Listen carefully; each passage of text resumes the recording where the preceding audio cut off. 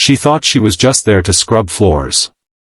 She had no idea that by the time she left that house, something inside both of them would never be the same. Her name was Maria, and she cleaned houses for a living, quietly, humbly, never asking for more than what she was owed. But on one ordinary Tuesday, in a house that felt more like a museum than a home, she was about to discover that kindness doesn't need an audience to be powerful. It just needs a heart willing to give it. Before we continue, if stories like this move you, hit that subscribe button, give this video a like, and drop a comment below telling us where you're watching from. This channel is called Spread Kindness, and every story we share is a reminder that small acts of goodness can change everything. Now, let's get back to Maria. Maria was 52 years old, a widow, and a mother of 2 grown children who had long since moved away to build their own lives. She lived alone in a small apartment on the edge of town, waking up before sunrise every single day to catch 2 buses to reach the wealthy neighborhoods where she cleaned houses for a living. It wasn't glamorous work. Her knees ached. Her hands were rough from years of scrubbing floors and windows. But she never complained, because she believed that every job, no matter how small, deserved to be done with dignity. One cold October morning, her cleaning agency assigned her to a new client. The house was enormous, sitting at the end of a quiet street, surrounded by tall iron gates and untrimmed hedges. It looked less like a home and more like a place time had forgotten. When Maria walked through the front door, she felt an unusual heaviness in the air, as if the walls themselves were tired of being alone. The man who owned the house was named Richard. He was 68 years old, a retired businessman who had once built an empire from nothing but ambition and grit. But success had cost him more than he ever imagined. His wife had passed away 3 years earlier, his only son lived overseas and rarely called, and slowly, Richard had stopped answering his own front door to anyone but the mail carrier. When Maria first saw him, he was sitting in a dim living room, surrounded by dust-covered furniture and unopened mail stacked like small towers. He barely looked up when she introduced herself. He simply pointed toward the kitchen and muttered, "Clean whatever needs cleaning." No warmth. No conversation. Just silence dressed up as instructions. Most people would have done exactly what was asked and nothing more. But Maria wasn't most people. As she moved through the house that day, she noticed things beyond the dust and the disorder. She noticed the untouched photographs of a woman who must have been his late wife.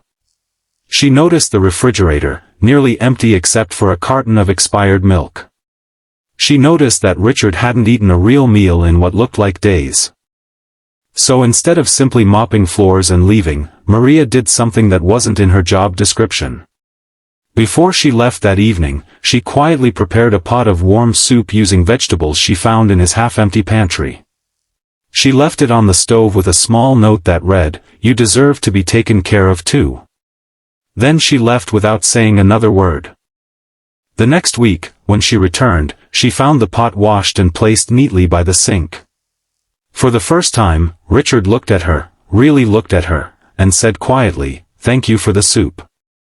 It's been a long time since anyone made me anything." His voice cracked just slightly, like ice beginning to melt after a long winter. From that day on, something shifted. Maria began arriving a little earlier, not just to clean, but to talk. She would ask him about his late wife, about his son, about the life he used to live before loneliness took over. And slowly, Richard began opening up, sharing memories he hadn't spoken about in years. He started smiling again. He started eating real meals again. He even started calling his son, just to say hello. Maria never asked for anything extra. She never expected recognition or reward. She simply treated Richard the way she believed every human being deserved to be treated, with warmth, patience, and genuine care. And in return, without either of them realizing it, she gave him back something he thought he had lost forever, a reason to feel human again. Months passed, and their bond grew into something neither of them expected. It wasn't romantic in the way movies often show it. It was deeper than that.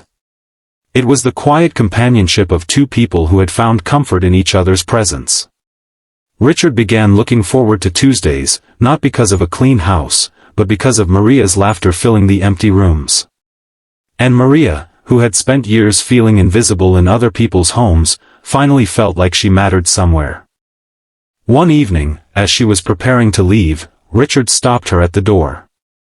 He handed her a small envelope. Inside wasn't money, but a handwritten letter. It read, "You came into my house to clean, but you ended up cleaning out the loneliness from my heart. Thank you for reminding me that kindness still exists in this world." Maria cried that night, not from sadness, but from the overwhelming realization that a simple act of care, a pot of soup, a kind word, a little patience, had rebuilt a broken man's will to live. This story is a gentle reminder that kindness doesn't require grand gestures or perfect timing. Sometimes, it's as simple as noticing someone else's pain and choosing to care anyway. You never know whose life you might change with a small act of warmth. So today, choose kindness. Say the kind word. Make the extra effort. Because somewhere, someone is waiting for exactly the kind of light only you can give them.